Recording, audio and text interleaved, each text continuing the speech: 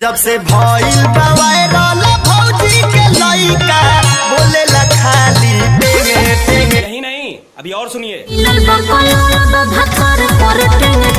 यही नहीं, अभी और सुनिए। एकदम इन्होंने वक्त बदल दिया, जज्बात बदल दिए, जिंदगी बदल दी। अरे भोजपुरी के चौरवा सुपरस्टार हद पार कर देला यार। एगो छोटा सिंगर के मुंह पे लात मार के तोहनी हद कर देला। हम साला देख देख के हमें गाली होता मुंह से कि तोहनी के ला शर्म ना का, तोहनी इतना बड़ बड़ सुपरस्टार हुआ, कैसे एगो छोटा सिंगर के मुंह से निवाला छीन के खा लेला है? कैसे खाला यार? शर्म ना आवेला का? भैया हम बात कर चाहते एगो गोलू नाम का लड़का जो कि अफ्रीकन लड़का के मुंह से जो तेंगे तेंगे वर्ड वायरल भेल रहा है। भोजपुरी इंडस्ट्री में एगो गाना गावेला कि भौजी के लड़का डोले टेंगे टेंगे। तो हम उठीला तो देखीला कि खेसारियो लाल है गनवा उठा के गा दिले हुए। तो हम खेसारी लाल पे एगो वीडियो बना के छोड़ीला कि खेसारी भैया आप तो सुपर स्टार हुआ, ट्रेंडिंग स्टार हुआ, तो आप छोटा सुपर स्टार के मुँह पर लात काहे मारत हुआ? ये गलत बा और सरेसर गलत बा, आपके ऐसा ना करे के चाहिए। लेकिन हद तो तब पार हो गई जब अहिरान स्टार टुनटुनो यादव उठा के चाप दिले वही है गनवा कि टेंगे टेंगे। अरे भाई अब तो मुँह से गाली आ रहा बा।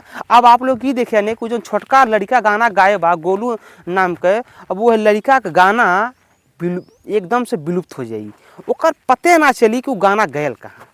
काहे से कि ई इतना बड़ बड़ सुपर स्टार, इतना बड़ बड़ टाइकोन पे इतना चाप दिले उन्हें कि बेचारे गाना कल विलुप्त हो जाई, पते ना चली। यार ये बताओ कि कहाँ का नियम बा कि एगो छोट लड़का के मुंह से निवाला छीने खाई? यार तोनी के अगर सपोर्ट कर ना सकेला तो कम से कम चोरी चोरी वाला काम तो नहीं करा। पब्लिक बात सबके जाने ले कि सब का करत बा। तोनी को अगर सीख नहीं मिले तो एगो नीलकमल नाम का सिंगर हुए भोजपुरी इंडस्ट्री में, वो कम से कम उनसे तो सीखला है। देखा वो बेचारा हिंदी गाना इसमें गा रहा बा और फिर भी ट्रेंडिंग में बा और फिर भी मान सम्मान पावेला। और तोहनी के यह काम बा कि छोट छोट सिंगर गाना उठा के चाप दा। ये कहाँ तक यार ठीक बा? कहाँ तक कि बहुत ही बढ़िया सॉन्ग बा हैं भाई, बहुत ही खराब बा। अब पब्लिक लोग हम आपसे पूछल चाहतीला कि का एगो छोट लड़का गाना उठाए के इन सुपर स्टार में गावे के चाहिए का? आप लोग नीचे कमेंट बॉक्स में कमेंट करा। और आप लोग केकरे साथ में हुआ? गोलू के साथे, पवन के साथे, खेसारी के साथे, कि अवधेश प्रेमी के साथे, केकरे सपोर्ट में हुआ?